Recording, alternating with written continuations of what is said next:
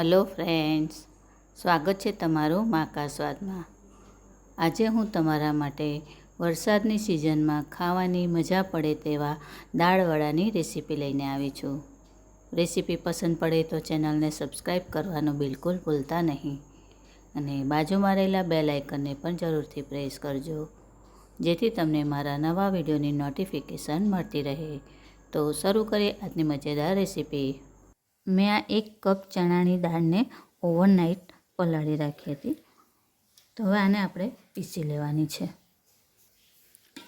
તો આપણે પાણી વગર જ આ દાળને લેવાની છે।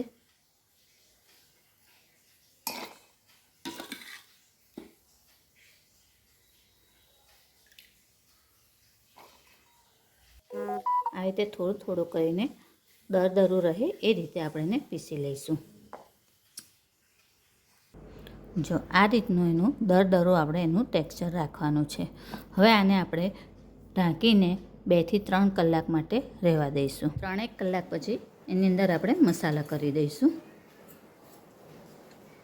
તો 1 ટેબલ સ્પૂન જેટલા આદુ અને મરચાંની પેસ્ટ એડ કરીશું।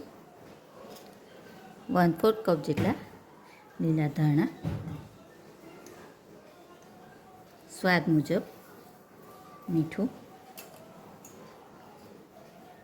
અડધી ટીસ્પૂન હળદર, 1 ટેબલ સ્પૂન જેટલું તેલ ને 1/4 ટીસ્પૂન જેટલી હિંગ। વખત આપણે એને હાથેથી સરસ મિક્સ કરી લેવાનું।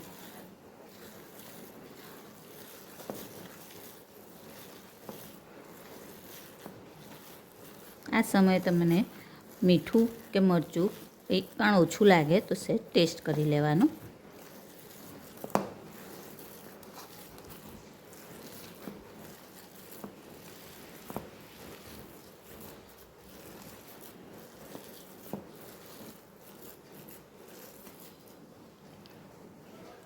ખીરું આપણું તૈયાર છે, તો હવે આપણે તળી લઈશું। ગોટા તળવા માટે આપણે તેલ મૂકી દીધું છે। તેલ થાય ત્યાં સુધી આપણે આ ખાવાનો સોડા મેં ચપટી લીધો છે, જેનાથી ગોટા આપણા બહારથી એકદમ ક્રિસ્પી અને અંદરથી એકદમ સોફ્ટ થશે। અને એને આવી રીતે મિક્સ કરી દેવાનું છે। સોડા હંમેશા જ્યારે તળવાના હોય ત્યારે જ એડ કરવાના। ગેસની ફ્લેમ મીડિયમ રાખવાની। તેલ આપણું થઈ ગયું છે, તો મીડિયમ ફ્લેમ ઉપર આપણે હવે ગોટા તળી લઈશું।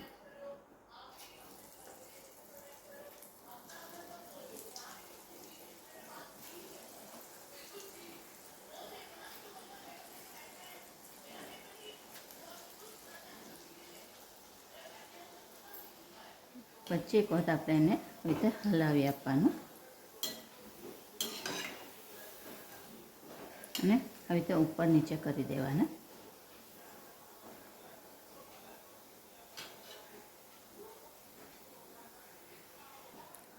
આવા ગોલ્ડન કલરના થાય એટલે આપણે એને કાઢી લઈશું।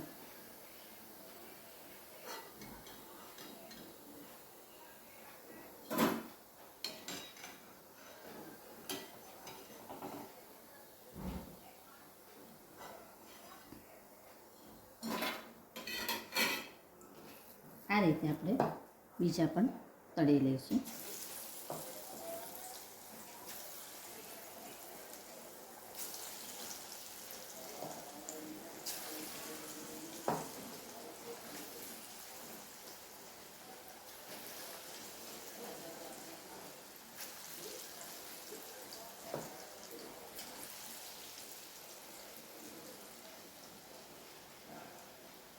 એની સાથે થોડા મરચાં પણ તળી લઈશું।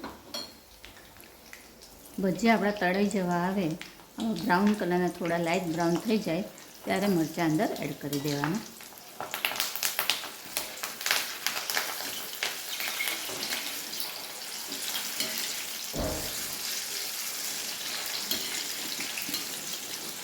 આ બેચ પણ આપણે કાઢી લઈશું।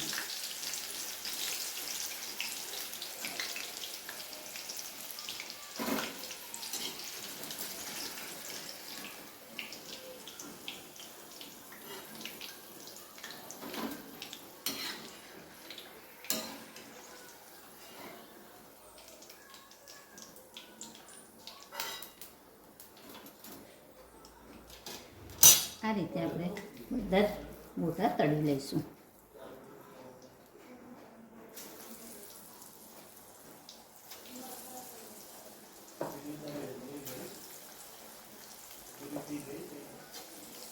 દાળવડા આપણા તળાઈ ગયા છે, તો હવે એને આપણે સર્વ કરી લઈશું. છે ને એકદમ ક્રિસ્પી ને અંદરથી એકદમ પોચા. તો તૈયાર છે આપણા વાટીદાળના ભજીયા. ફ્રેન્ડ્સ, આવી જ બીજી અવનવી રેસીપી જોવા માટે મારી ચેનલને જોતા રહો, લાઈક અને શેર કરતા રહો. ચાલો ત્યારે ફરી મળીશું એક નવી રેસીપી સાથે. ત્યાં સુધી હેપી કુકિંગ. Thank you.